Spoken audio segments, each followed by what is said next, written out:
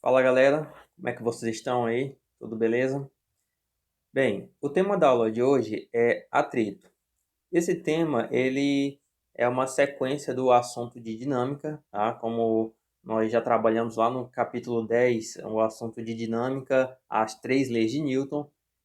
Das aulas para cá, eu estive trabalhando vários assuntos que compreendem essas três leis, tá? Inclusive, a aula passada, acabei inserindo o assunto para vocês sobre plano inclinado, peso aparente e a lei de Hooke, tá? Então, no caso, o atrito, ele é um tipo de força e, como todas as forças, ele obedece à terceira lei de Newton, tá? Que é aquela lei de ação e reação.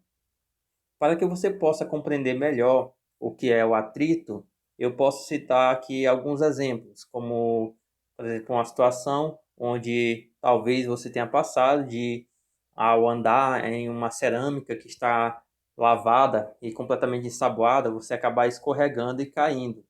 Ou então, ao andar na rua, você acaba tropeçando e caindo naquela pista de pissarra ou então de asfalto.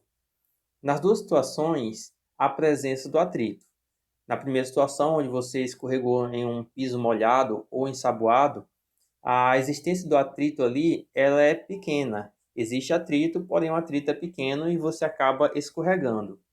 E na segunda situação, onde você acaba caindo numa pista de pissarra ou de asfalto, onde você fica todo ralado, nessa situação aí existe um atrito que é um pouco elevado. Então é por isso que ocasiona aquelas escoriações, aquelas raladuras pelo corpo, devido à presença de um atrito um pouco maior em relação à primeira situação, tá? Você pode até observar que na primeira situação, quando você caiu naquele chão molhado, você não se ralou, tá? Você pode ter se machucado ali, mas não se ralou. Enquanto na segunda situação, se cair no asfalto ou então numa pista de pissarra, você acaba se ralando, tá?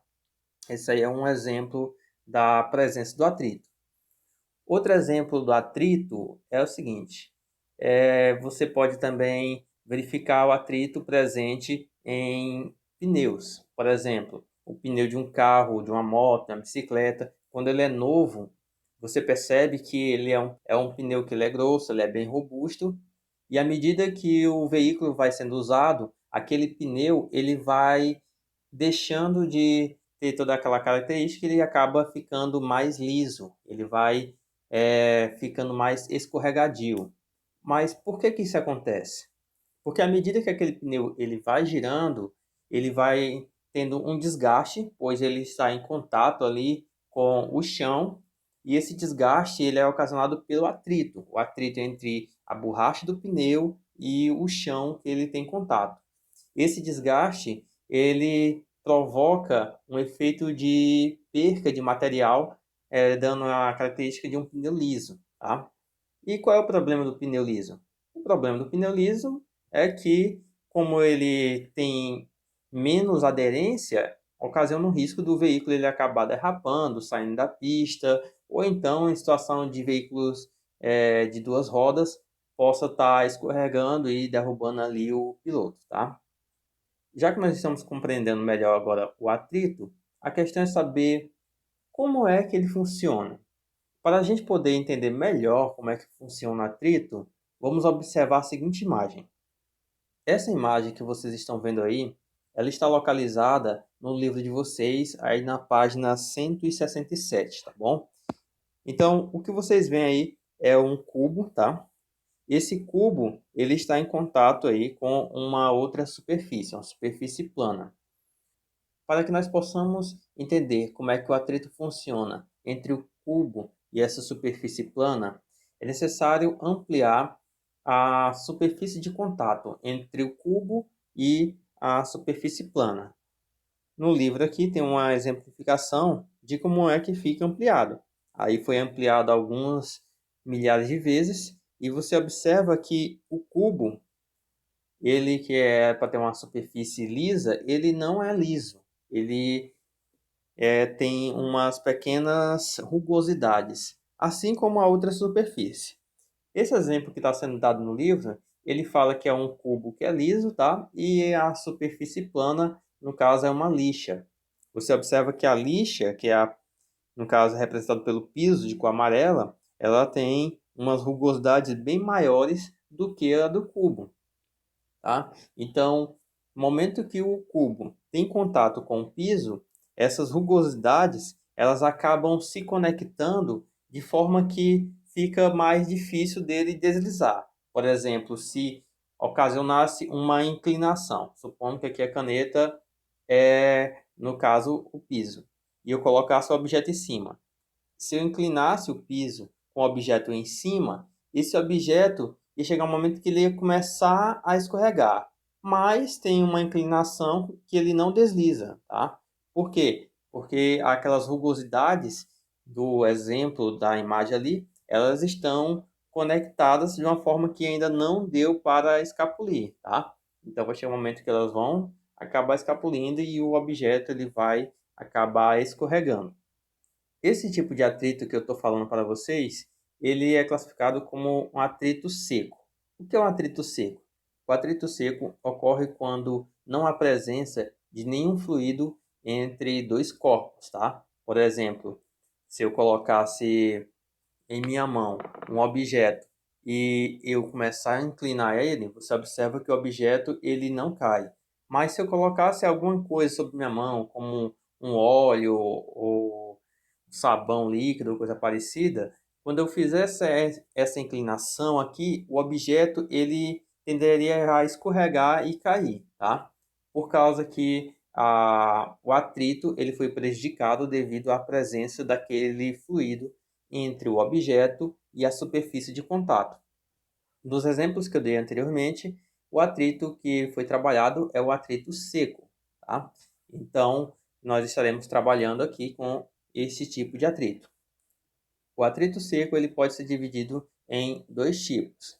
Ele pode ser um atrito estático ou então pode ser um atrito dinâmico. Então, precisamos compreender o que é o atrito estático e o atrito dinâmico. Vamos começar aqui com o atrito estático. Você já se deparou com alguma situação onde em sua casa você vai pegar e começar a empurrar algum móvel e você percebe que aquele móvel ele está muito difícil de se mover e a partir do momento que ele começa a derrapar fica mais fácil? Pois é, no momento que você pegou, começou a empurrar aquele objeto e aquele objeto ele não sai do lugar, nesse momento o que está ocorrendo ali é a presença do atrito estático. Então, o atrito estático é aquele atrito onde o objeto ele sofre uma força sobre ele, porém ele não vai se mover. E a partir do momento que aquele objeto ele começa a deslizar, ali há a presença do atrito dinâmico. Por exemplo, imagine uma situação onde você está andando na rua e uma pessoa pede para que você ajude ela a empurrar o carro dela que está quebrado ali naquela rua. Naquele momento que você vai começar a empurrar aquele carro, você sente uma dificuldade muito grande de fazer ele se movimentar. Mas a partir do momento que aquele carro começa a andar, você percebe que não estava tão difícil. Aí você se sente até mais forte ali, mais animado. Ah, pô, o carro não é tão difícil de empurrar. Mas isso é por causa que no momento que o carro começou a se movimentar, iniciou-se ali o processo de atrito dinâmico, que é o atrito que ocorre quando o objeto entra em movimento. No momento que o carro estava parado e você está empurrando ele e ele não se mexe, então ali é o atrito estático, tá bom? Então, lembra bem aí. Existe o atrito estático quando o objeto está parado e o atrito dinâmico ele vai ocorrer quando o objeto ele entra em movimento, tá bom? Outra coisa que precisamos saber sobre o atrito é que este tipo de força é a força do contra. Como assim? Toda vez que uma força é aplicada sobre um objeto que está na presença de uma situação onde tem atrito, a força de atrito ela sempre terá sentido oposto àquela força que é aplicada sobre o corpo. Por exemplo, no momento que eu aplicar sobre o objeto uma força que vai empurrar o objeto para a direita. Vou botar aqui, ó, uma força F. O objeto ele sofrerá a ação de duas forças. A força F, que está sendo aplicada sobre ele, e a força de atrito. Como sabemos, a força de atrito ela ocorre entre o objeto e a superfície de contato. Então, aqui, essa força de atrito ela estará presente aqui embaixo. Então, ela será uma força que estará aqui embaixo, entre o objeto e a superfície de contato, e ela terá o sentido direcionado para a esquerda. Enquanto a força F empurra o objeto para a direita, a força de atrito ela estará puxando o objeto para a esquerda, sempre com sentido contrário. Mas qual é a intensidade dessa força de atrito? Nessa situação aqui, se o atrito for um atrito estático, ou seja, o objeto ele não se move, a força de atrito, que está sendo representada aqui em vermelho, que a gente indica como sendo FAT, força de atrito, ela tem que ser igual à força F, tem que ser igual à força que está sendo aplicada sobre o objeto. Então, nós teremos que, para o atrito estático, a força de atrito ela tem que ser igual à força F. Tá? Isso porque o objeto não se move. Agora, se o objeto ele acabar se movendo, a força de atrito não tem a mesma intensidade que a força F, tá bom? Enquanto o objeto não se move, força de atrito é igual à força F. Por exemplo, se a força F tivesse intensidade de 20 newtons, a força de atrito também é 20 newtons. Se a força F tivesse intensidade de 50 newtons, a força de atrito também seria 50 newtons. E no atrito dinâmico, quanto é que iria valer a força de atrito? Essa força de atrito lá para o atrito dinâmico, ela, como eu falei, ela não tem a mesma intensidade, ela não tem o mesmo valor. Por exemplo, nessa situação, se eu aplicar uma força sobre o objeto, uma força F, e o objeto ele começar a se mover, significa que a força de atrito ela é menor do que a força F. Pois logo nós sabemos que a força de atrito que estará aqui embaixo, ela estará empurrando o sentido contrário, tá? Aqui será a força de atrito. Então, nesse caso, a força de atrito ela não será igual à força F, porque o objeto ele estará se movimentando. Mas existe um caso para o atrito dinâmico que a força de atrito será igual à força F. Quando é que isso ocorrerá? Quando a aceleração do conjunto for igual a zero. Se o objeto ele estiver se movendo com velocidade constante, a força de atrito terá a mesma intensidade da força F, tá? Isso se a aceleração for constante. Mas, se o objeto estiver acelerando, estiver aumentando sua velocidade, a força F que foi aplicada, ela é maior do que a força de atrito. Essa força de atrito, como são dois casos, nós podemos colocar aqui força de atrito D, para indicar que é a força de atrito dinâmico, e no outro caso, que é a força de atrito estático, nós podemos colocar um Ezinho aqui do lado, que é para indicar que é a força de atrito estático. Tudo bem? Aí você pode perguntar assim, professor, e existe algum caso onde a força de atrito é maior do que a força aplicada sobre o corpo? A resposta é não. A força de atrito, ela nunca é maior do que a força que vai ser aplicada sobre o corpo. Por exemplo, imagine uma situação. Você aí na sua casa tem uma cadeira que está parada ali do seu lado e você resolve empurrar aquela cadeira. No momento que você começa a empurrar aquela cadeira, será possível que, em vez dela ir para frente porque você está empurrando, será que ela vem para cima de você? Não, né? Se isso acontece, corre que ali está assombrado, tá? Não tem como. Aquela cadeira ela não vem para cima de você. Porque se isso acontecesse, isso aí já é coisa que a ciência não tem como explicar, tá? É coisa sobrenatural. Então, a força de atrito ela nunca é maior do que a força que é aplicada sobre o objeto. É mais fácil você empurrar o objeto e o objeto ir para frente do que você empurrar, em vez dele ir, ele vir, tá? Aí você pode dizer, ah, mas eu coloquei o objeto numa rampa. Não, a rampa aí já não é a força de atrito que vai puxar, tá? Lembra que quando eu coloco o objeto em rampa ali, o que age para que aquele objeto desça vai ser aquela força, a força tangencial, aquela força que sobrou da força peso, e no caso ele vai ter a tendência de puxar aquele objeto para baixo. Tudo bem? Mas, tirando isso, como é que podemos calcular essa força de atrito?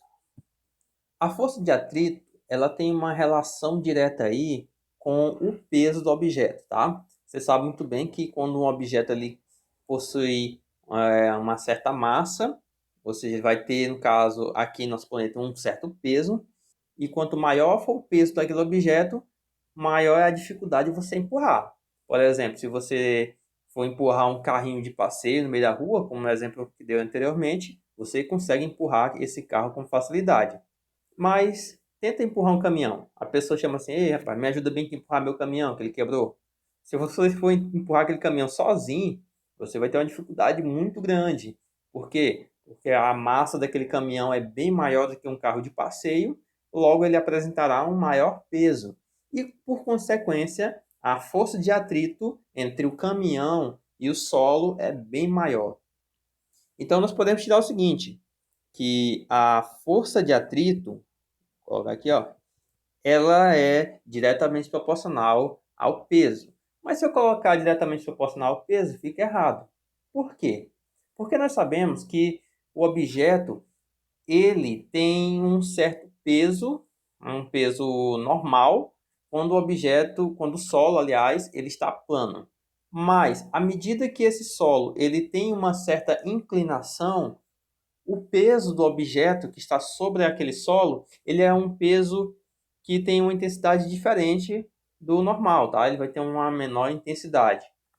Então, nesse caso, nós devemos considerar que a força de atrito, ela tem uma relação direta não com o peso, mas sim com a força de reação normal que o solo faz sobre o objeto.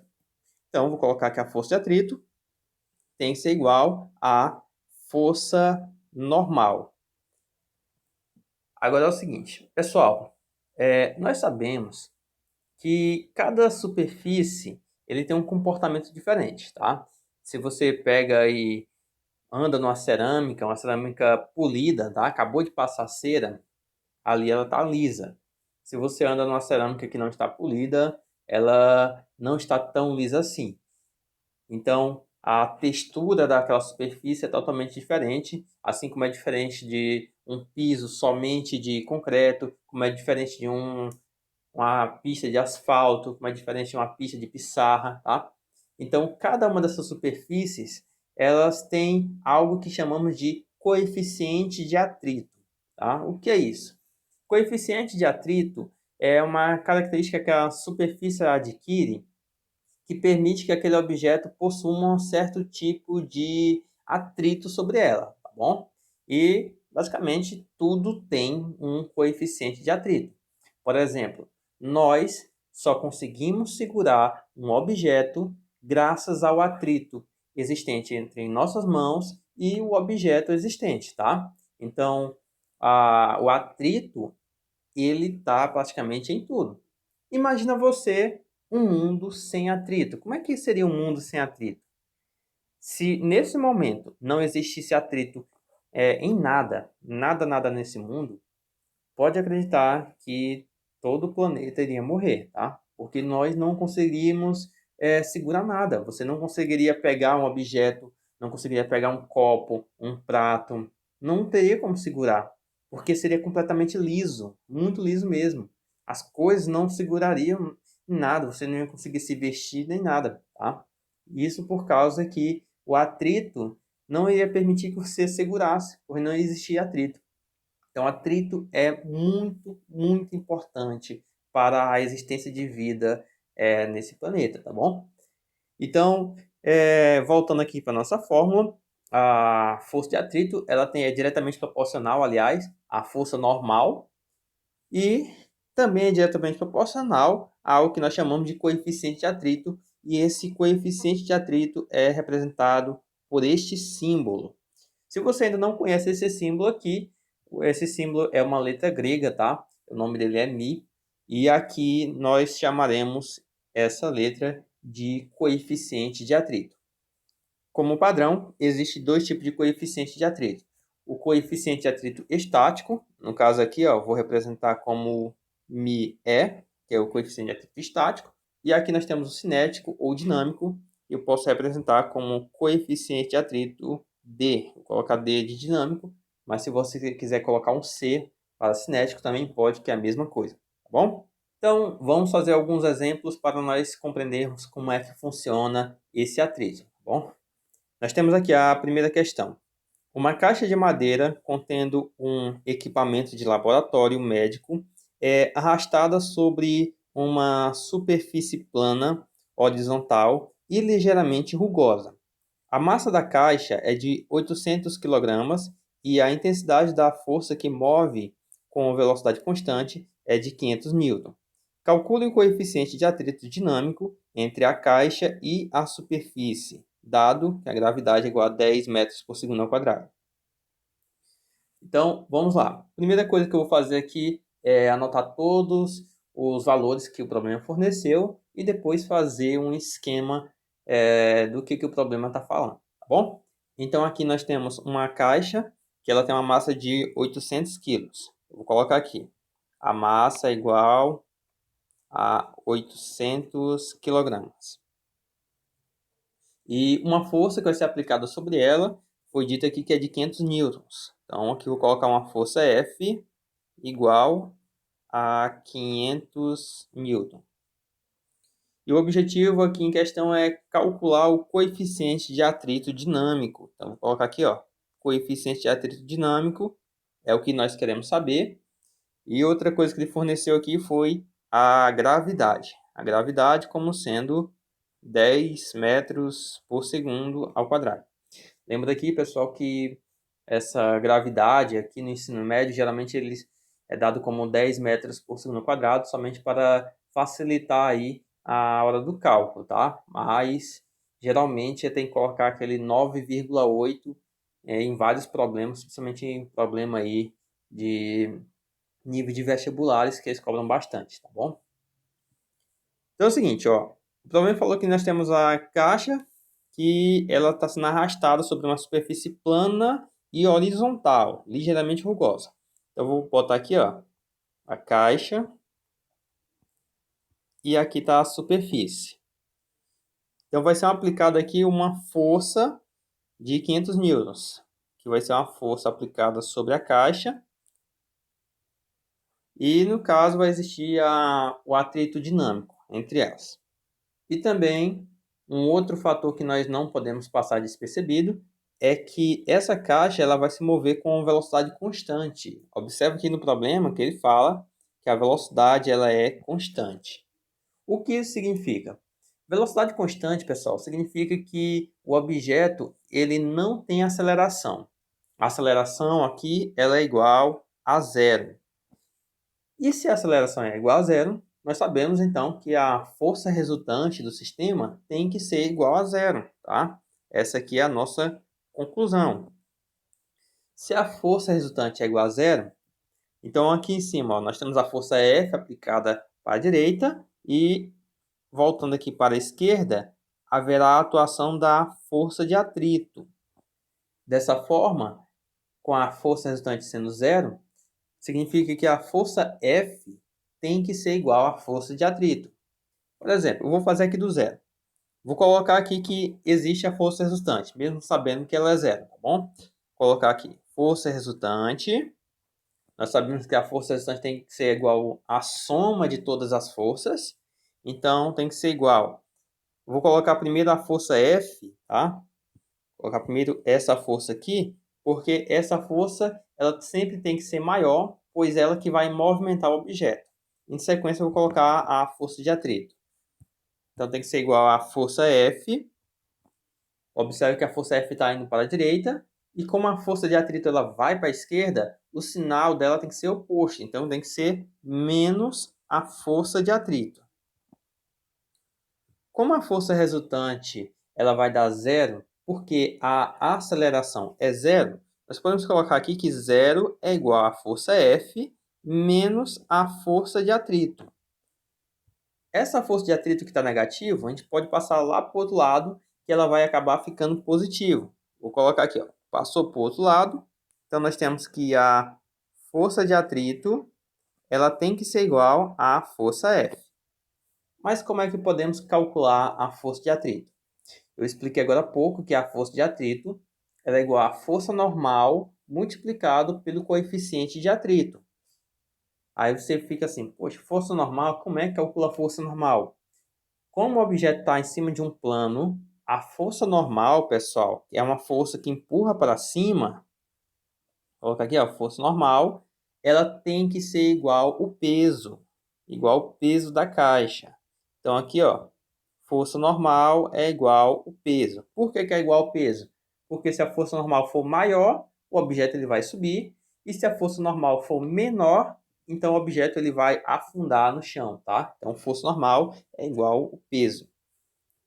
Sendo dessa forma, a nossa força de atrito aqui vai ter que ser igual à força normal, que é o peso, multiplicado pelo coeficiente de atrito.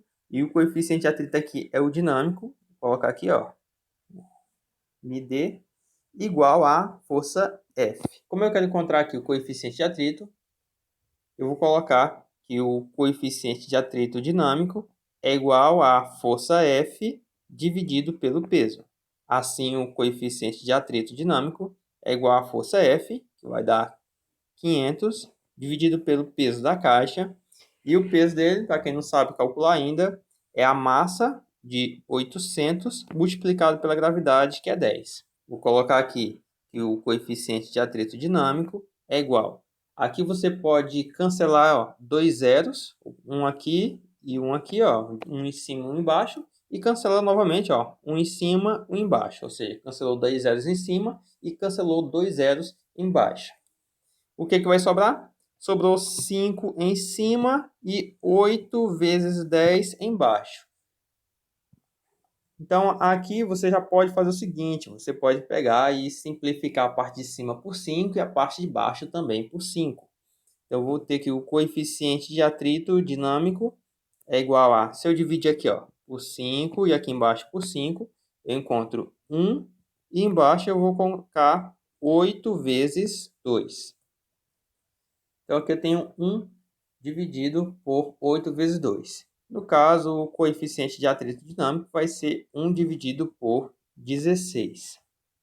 Então, tá aí. Essa aqui vai ser a nossa resposta, tá? O coeficiente de atrito dinâmico é 1 sobre 16. Se você quiser dividir e chegar até a resposta final, você pode, não tem problema nenhum. E outra coisa, o coeficiente de atrito ele é uma grandeza adimensional. O que significa? Ele não tem uma dimensão própria, tá? Então não precisa colocar a unidade de medida dele, tá? Pois ele não tem. Tudo bem? Então vamos aqui ao próximo exemplo, exemplo 2. No esquema ao lado, os blocos A e B têm massas respectivamente iguais a 5 kg e 6 kg.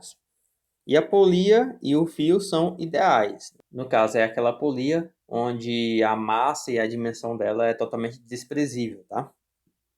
Se o bloco B estiver descendo, aqui, ó, o bloco B está descendo, em movimento uniforme, atenção aí, ó, o movimento dele não tem aceleração, com aceleração gravitacional de 10 metros por segundo quadrado, calcule, letra A intensidade da tração no fio, e a letra B, o módulo da força de atrito entre o plano inclinado e o bloco A. Então vamos lá, primeiro aqui a letra A. A letra A pediu para a gente determinar aqui a tração no fio. Como eu falei, se o objeto ele está se movendo com velocidade constante, então significa que não tem aceleração no sistema. Se não tem aceleração, observe aqui que no bloco B, o que irá puxar ele para baixo será o peso, esse peso será o peso do bloco B, e o que puxa ele para cima será a força de tração T. Então, nesse caso, o peso do bloco B e a tração no fio, eles têm que ser iguais. Eu posso colocar aqui que a tração tem que ser igual ao peso do bloco B. Como é que calcula isso aí? Muito fácil, né? Nós já sabemos que o peso é a massa vezes a gravidade. Então, vai ser a massa do bloco B. E o problema falou que a massa dele vai ser de 6 quilos, multiplicado aqui pela gravidade, que vale 10. Sendo assim, a tração no fio vai ser 6 vezes 10, que vai dar 60. E nós temos aí 60 newtons de força. Essa aqui é a tração no fio. A letra B está pedindo aí o módulo da força de atrito entre o plano inclinado e o bloco A. Então, existe um atrito aí entre o plano e o bloco A. Claro que tem que existir, né? Então, a gente vai fazer o seguinte. Nós vamos fazer uma análise de forças que existe aqui sobre o bloco A. Tudo bem? Então, o que a gente precisa fazer? A gente precisa identificar todas as forças que estão atuando aí sobre esse bloco A. Tá bom? Eu vou colocar aqui, ó. Esse bloco a primeira força que eu posso identificar aqui é uma força que está atuando sobre o fio. E é a força, nós já sabemos, que é a força de tração. A força de tração está puxando o bloco A lá para cima. Como o bloco A ele acaba subindo, a força de atrito ela será contrária ao movimento. Enquanto o bloco A ele está subindo, a força de atrito estará puxando ele para baixo, tá? Eu vou colocar aqui, ó, que a força de atrito está atuando aqui entre o bloco e o plano e ela puxa ele para baixo. Aqui existe mais uma força, tá? Nós não podemos esquecer da força tangencial que age sobre o sistema. Que força é essa? É a força que está agindo aqui, ó, puxando o objeto para baixo, que é o peso tangencial. Lembra aí, pessoal, que esse peso tangencial, ó, esse peso tangencial, ele é igual à força-peso do bloco, tá? No caso é o peso do bloco A, multiplicado aí pelo seno do ângulo em questão. Nesse caso aqui vai ser o seno do ângulo de 37 graus. Essa questão aqui, ela forneceu o seno e o cosseno do ângulo de 37. No caso, eu não tenho aqui porque eu esqueci de colocar, tá? Mas eu vou colocar aqui no canto o seno do ângulo de 37 graus. Ele vai dar 0,6. Isso aqui é um valor aproximado, viu, pessoal? Não é o valor exato. Isso aqui é um valor aproximado. E o cosseno do ângulo de 37 graus vai dar também um valor aproximado, não é exato, de 0,8. Tudo bem? Esses valores são valores que você não precisa decorar, tá? Geralmente o problema ele vai fornecer para você esses valores. Então, estabelecido aqui o sentido das forças, nós vamos agora fazer a somatória de todas as forças. Como no caso a força resultante ela é nula, nós podemos só colocar que a tração, que é a única força que puxa para o lado direito, né, que vai puxar para cima, ela é igual às outras forças. Mas eu vou fazer aqui detalhe por detalhe para que você possa compreender. Tudo bem? Na letra B, vamos considerar a atuação de uma força resultante. Essa força resultante, ela tem que ser igual à soma de todas as forças. Como a força de tração puxa o objeto para cima, isso significa que a força de tração ela é a maior. Eu vou colocar aqui que é igual a tração, no caso eu vou deixar ela positiva, menos as outras forças que puxam para o outro sentido. E quem está puxando para o outro sentido vai ser a força peso tangencial e essa força de atrito. Então tem que ser menos a força peso tangencial menos a força de atrito. Mas como é que calcula força resultante? Lembra que força resultante ela é a massa vezes a aceleração igual a força de tração T menos a força peso tangencial, que eu coloquei lá em cima, relembrando, que ela é o peso do bloco A, multiplicado pelo seno do ângulo de 37 graus, menos a força de atrito, que é o que eu quero encontrar. Menos a força de atrito. Então aqui, a força resultante vai ser a massa do bloco A. A massa desse bloco A, ele foi informado que vale 5 kg, está aqui, ó. Então é 5. A aceleração, como o objeto ele está se movendo com velocidade constante, a aceleração ela está valendo 0. A tração T, essa tração ela está valendo 60. Por que é 60? Porque você pode observar que a tração ela puxa o bloco B para cima. E essa tração nós já encontramos aqui que ela vale 60. Se essa tração está presente nesse fio e é o mesmo fio que liga ao bloco A, então essa tração que puxa o bloco A para cima também vale 60, tá? Então, eu posso colocar aqui que a tração é 60 menos o peso do bloco A. Lembra que peso é massa vezes a gravidade. Então, vai ser a massa do bloco A, que é 5 vezes a gravidade, que é 10, vezes o seno de 37, que vai dar 0,6, menos a força de atrito, que é o que eu quero encontrar.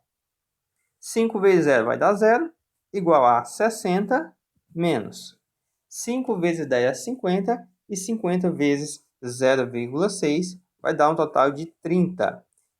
E nós temos aqui 30 menos a força de atrito aqui, que é o FAT. Esse FAT está negativo, passa para o outro lado e já vou deixar ele positivo. Então aqui vai ficar força de atrito é igual a 60 menos 30, nós temos 30. Então o resultado da força de atrito vai ser de 30 newtons. E está aí a resposta para a letra B.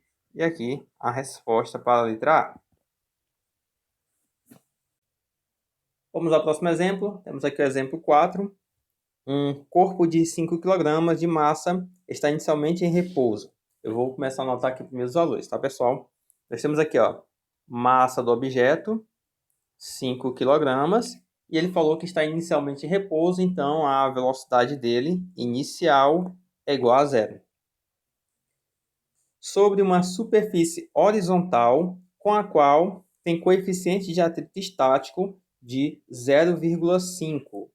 Ó, coeficiente de atrito estático 0,5 e dinâmico de 0,3. Coeficiente de atrito dinâmico 0,3. Aplicando-se então uma força horizontal F de 18 newtons de intensidade, dado a gravidade, qual é a intensidade da força de atrito entre o corpo e a superfície de apoio? Então, pessoal, o problema ele me deu aqui dois coeficientes de atrito e foi dito que foi aplicada uma força nele de 18 newtons. Aí a questão é saber qual é a força de atrito que vai agir no corpo. Vamos entender aqui como é que ele funciona. Então, aqui eu fiz o desenho de uma situação do corpo e sobre uma superfície plana.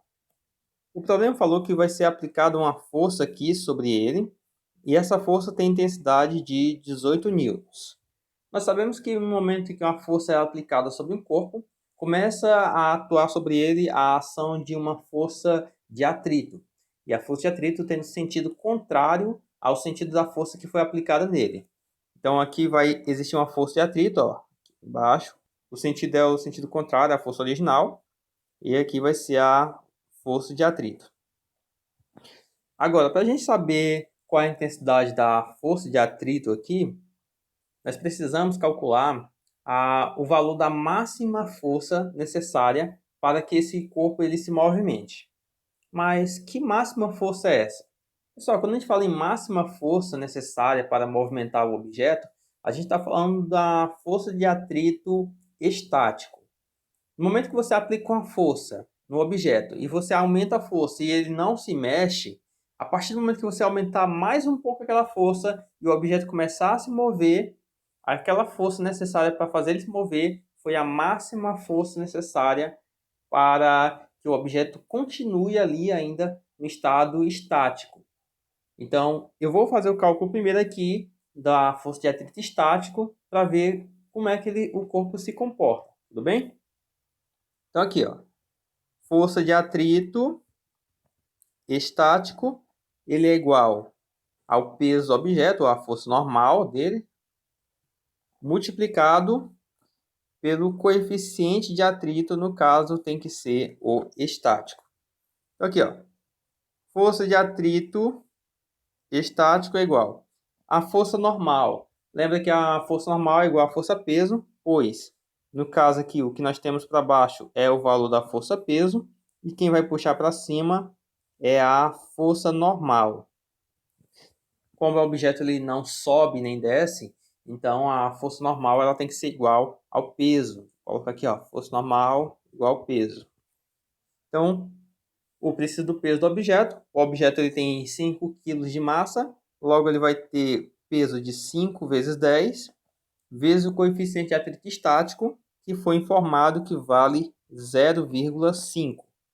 Então, aqui, força de atrito estático é igual 5 vezes 10 vai dar 50 e 50 vezes 0,5 vai dar 25. Então, nós temos aqui, ó, 25 newtons. Pessoal, o que é que eu concluo com isso? Olha só o que o problema falou. O problema falou que o objeto ele está inicialmente em repouso, o objeto está parado. Se o objeto está parado, para que ele comece a se mover, eu preciso fazer uma força maior do que 25 newtons, tá?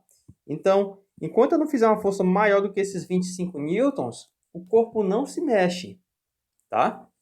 Se o corpo não se mexeu, qual é a força de atrito que está agindo sobre ele? Se você respondeu que vale 25, errou. A força de atrito que o corpo está tendo aqui não é 25. Por quê? Porque lembra, se aqui, pessoal, tem uma força de 18 newtons sobre o objeto, a força que está contrária a ele não pode ser 25, porque é como se você estivesse empurrando e o objeto, em vez de ir para frente, ele começa a vir para cima de você. Isso não pode acontecer, tá? Então, essa força de atrito aqui não é 25, ela tem que ser igual a 18. Opa, por que 18? Porque quando você está empurrando o objeto, ele não está se mexendo, ele continua parado. E para que isso aconteça, ele tem que obedecer àquela terceira lei de Newton, de ação e reação. Se você aplica 18 no objeto, o objeto vai aplicar 18 sobre você. Então, ele não vai nem para frente nem para trás, tá bom? Então, aqui nós temos uma situação onde o valor da força de atrito sobre o objeto, no caso vai ser a força de atrito estático dele, tem que ser de 18 newtons. Essa daqui é a nossa resposta, tá, pessoal? Não é 25. Entenderam aí? A próxima questão, nós temos aqui o exemplo 5. No exercício resolvido anterior, se F tivesse intensidade de 33 newtons, qual seria a aceleração do corpo?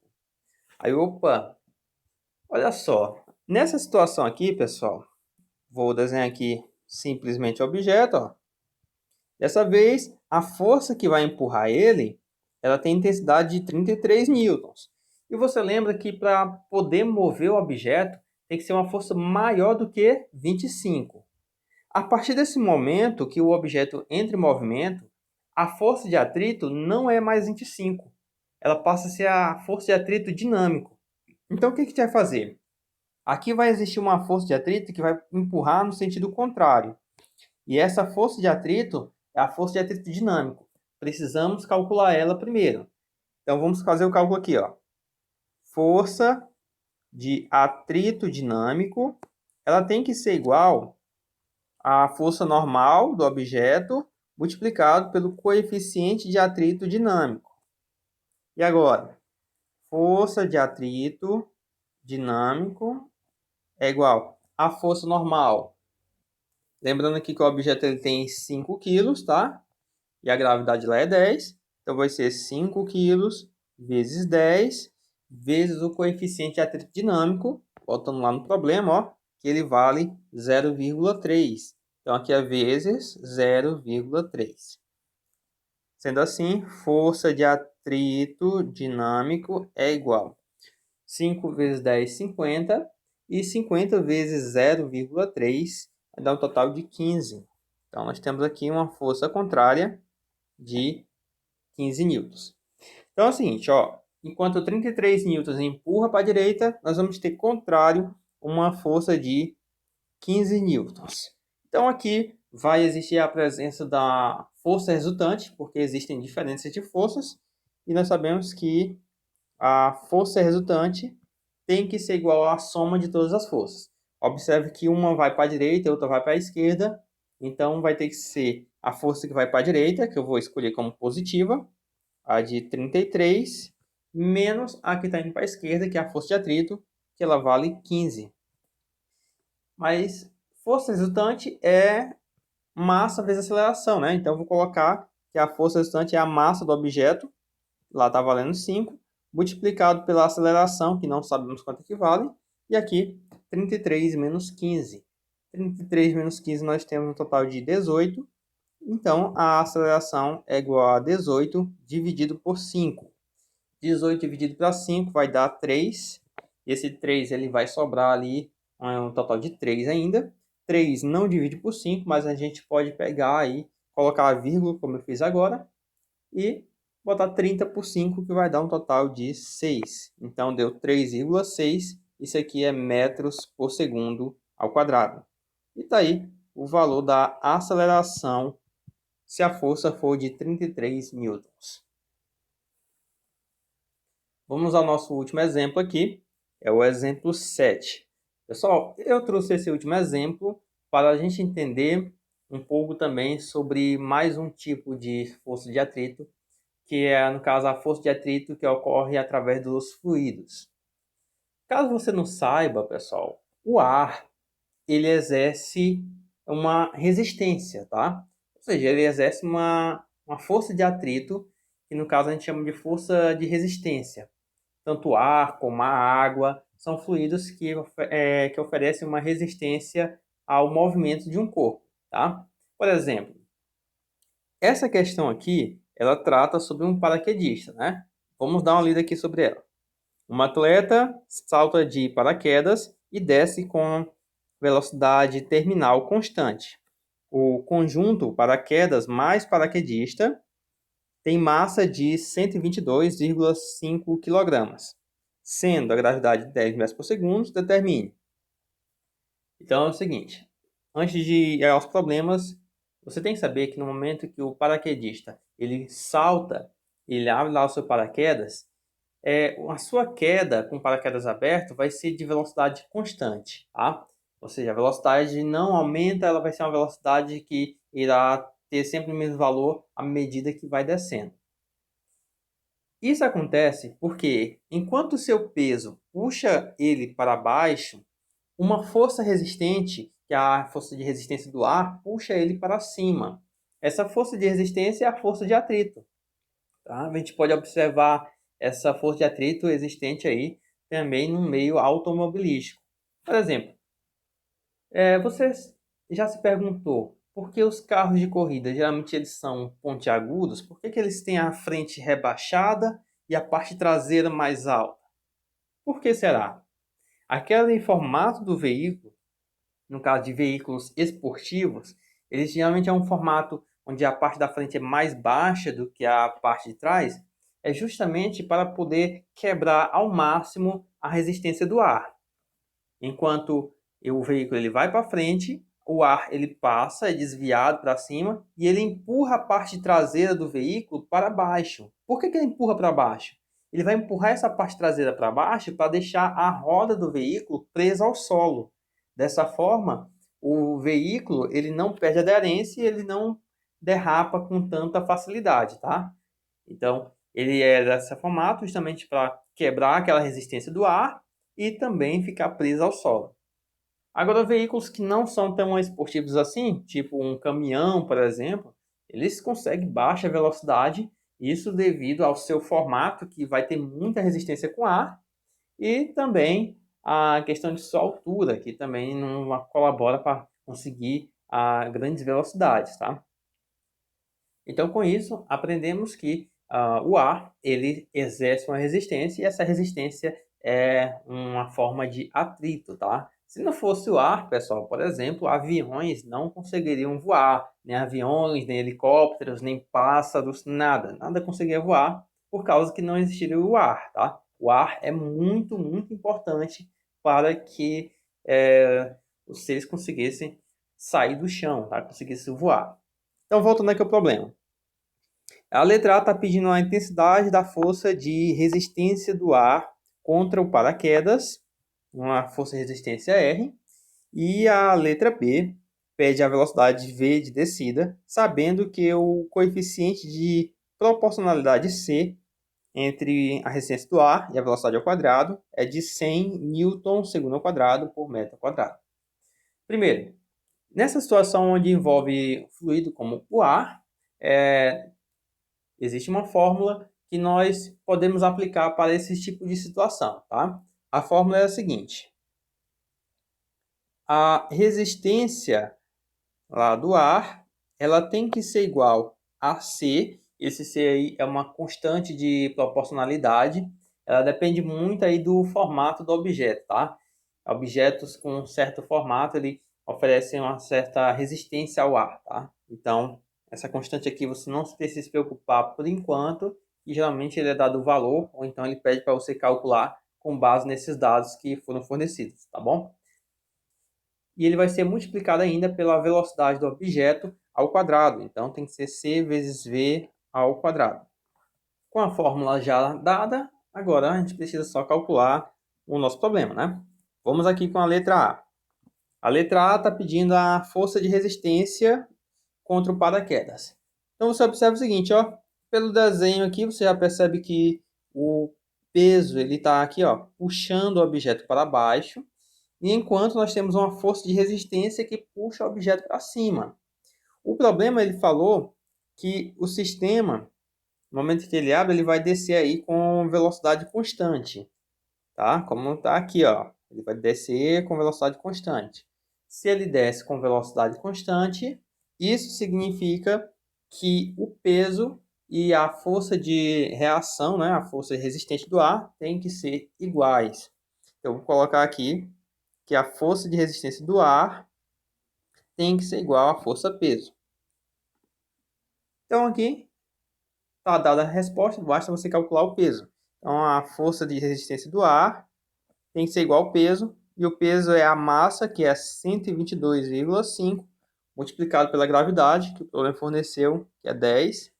Então, a força de resistência do ar é igual, multiplicando, vai dar 1.225 newtons. Aí.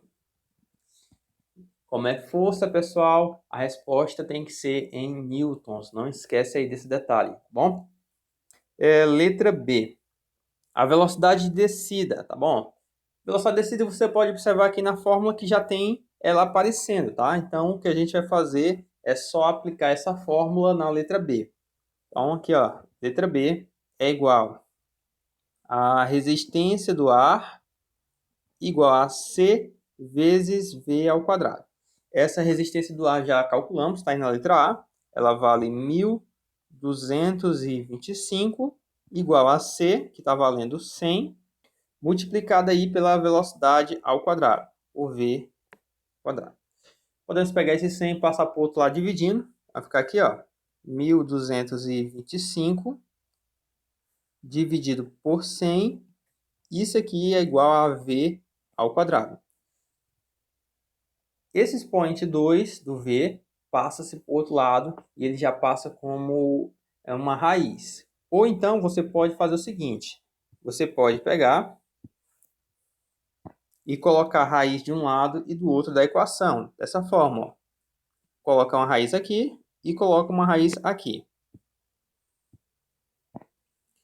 Com isso você pode cancelar aqui, ó, esse 2 com essa raiz, o V ele vai sair, então fica assim, ó, V igual. E agora nós podemos calcular a raiz quadrada do que sobrou. Se você quiser, você pode dividir aí, ó, 1.225 por 100 e depois tirar a raiz quadrada. Ou então pode calcular a raiz quadrada de cima e de baixo e depois dividir. Você escolhe. Eu prefiro particularmente calcular a raiz quadrada de cada um deles e depois dividir, porque aqui a resposta está bem na cara, tá bom? 1.225, raiz quadrada dele vai dar 35. Dividido por raiz quadrada de 100, 10. E agora, 35 dividido para 10, nós temos 3,5 metros por segundo. Essa aqui vai ser a velocidade de descida depois que o paraquedas abre. Então, pessoal, era isso aí que eu tinha para trazer para vocês. Eu espero ter ajudado aqui nessa parte de atrito. E lembrando o seguinte, que, como eu falei desde o início, a partir do momento que iniciou o assunto de dinâmica, isso aqui é como uma bola de neve, ela só vai aumentando, vai ligar esse assunto de atrito com o plano inclinado, vai ligar com o assunto de lei de Hooke, com o assunto de pêndulos.